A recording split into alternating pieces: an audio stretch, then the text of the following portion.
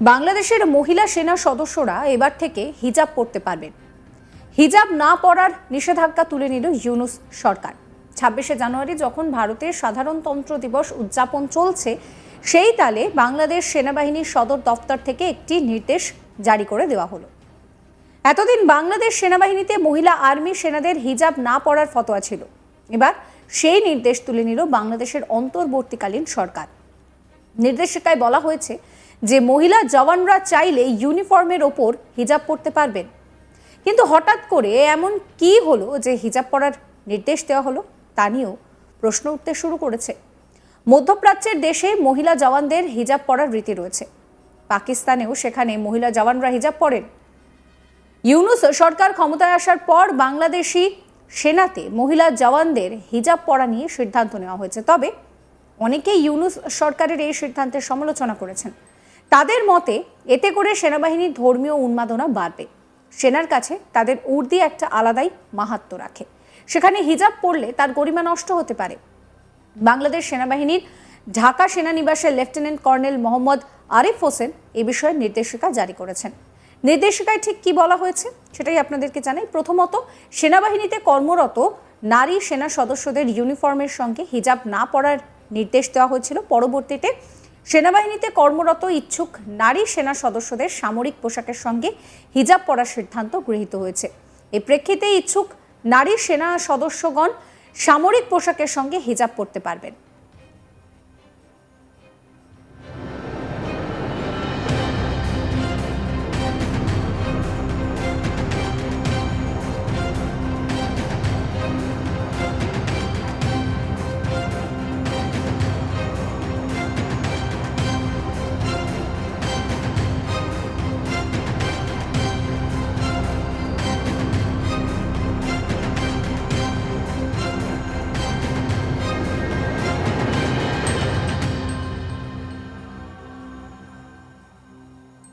সামরিক পোশাকের সঙ্গে হিজাব পরার আগে হিজাব পরার বিষয়টি সম্পর্কে সংশ্লিষ্ট ঊর্ধ্বতন কর্তৃপক্ষকে লিখিতভাবে জানাতে হবে। হিজাবের ওপর প্রযোজ্য সব ক্ষেত্রে ক্যাট ক্যাপ, ব্যারেট ইত্যাদি পরতে হবে।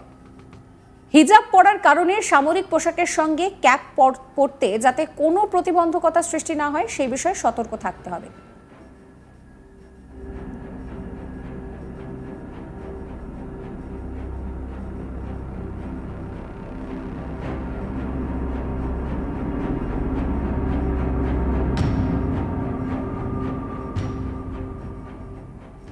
একই সঙ্গে হিজাবের সঙ্গে মানানসই ফুল হাতা ইউনিফর্ম পরাও কিন্তু আবশ্যক। এছাড়া পিটি, গেমস ইত্যাদি কার্যক্রমে অংশগ্রহণ করার সময় চাইলে হিজাব পরা যাবে। প্রাথমিকভাবে হিজাব নিজস্বভাবে তৈরি করে পড়তে পারবেন, তবে পরবর্তীতে সেনা সদর এমজিও শাখা এই বিষয়ে প্রয়োজনীয় সিদ্ধান্ত গ্রহণ করবে। বাংলাদেশ সেনাবাহিনীতে প্রথমবারের মতো নারী সৈনিক নিয়োগের কার্যক্রম শুরু হয় 2013 সালে। 2015 সালের জানুয়ারিতে এই নারী সৈনিক ব্যাচ তাদের এক বছর মেয়াদী মৌলিক সামরিক প্রশিক্ষণ শেষ করে। প্রথমবার শুধু চিকিৎসা শাখায় নারীদেরকে সৈনিক হিসেবে নেওয়া হলেও পরে নারীদেরকে করণিক করে সেখানে সিগন্যালস করে, ইলেকট্রিক্যাল অ্যান্ড মেকানিক্যাল ইঞ্জিনিয়ার্স করে, অর্ডিন্যান্স করে, মিলিটারি পুলিশ করে এবং আর্মি সার্ভিস করে সৈনিক হিসেবে নিয়োগ করা হয়।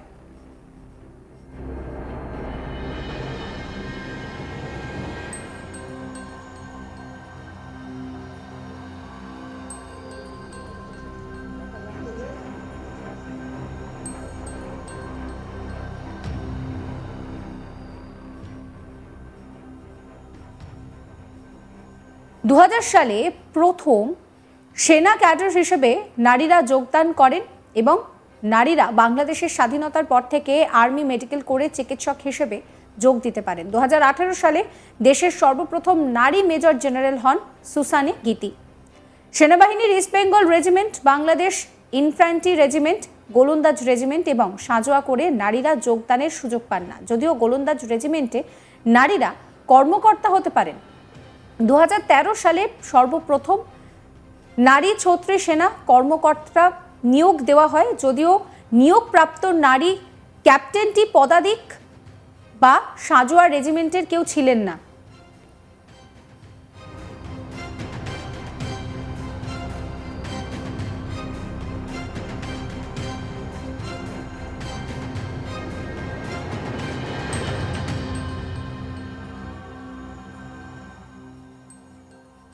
দু সালে সেনাবাহিনীতে প্রথমবারের মতো দুজন মহিলা সেনা কর্মকর্তা বৈমানিক মর্যাদা লাভ করেন। আবার 2019 সালে 4 জন নারী কর্নেল হিসেবে পদোন্নতি লাভ করে এবং তাদের মধ্যে 3 জন ছিলেন গোলন্দাজ রেজিমেন্টের, অন্যজন ছিলেন ইঞ্জিনিয়ার্স কোরের।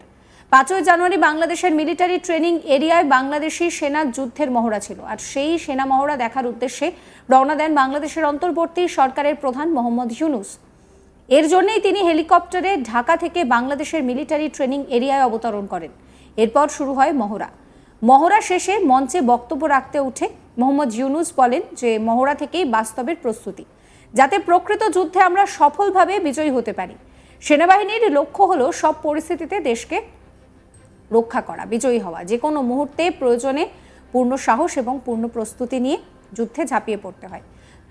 তিনি আরও বলছেন যে একজন শান্তিকামী মানুষ হিসেবে আমি যুদ্ধের চেয়ে শান্তির মহড়া দেখতে বেশি আনন্দ বোধ করি।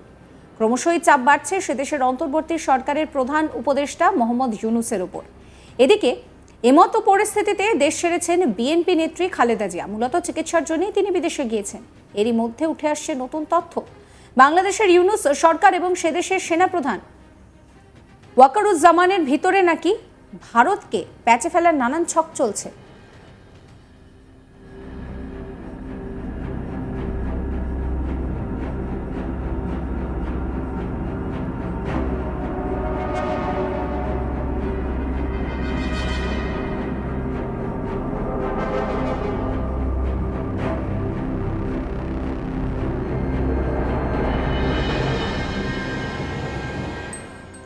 যে নির্দেশিকা এসেছে সেখানে বলা হচ্ছে যে সেনাবাহিনীতে কর্মরত নারী সেনা সদস্যদের ইউনিফর্মের সঙ্গে হিজাব না পরার যে নির্দেশ ছিল তা কিন্তু এখন আর থাকছে না। সেখানে এই হিজাব পরার সিদ্ধান্ত গৃহীত হয়েছে। এই প্রেক্ষিতে যারা ইচ্ছুক তারা কিন্তু সেনা পোশাকের সঙ্গে হিজাব পরতে পারেন। সামরিক পোশাকের সঙ্গে হিজাব পরার আগে বিষয়টা কর্তৃপক্ষকে জানাতে হবে। হিজাবের ওপর প্রয়োজনীয় ক্যাট ক্যাপ, ব্যারেট ইত্যাদি পরতে হবে।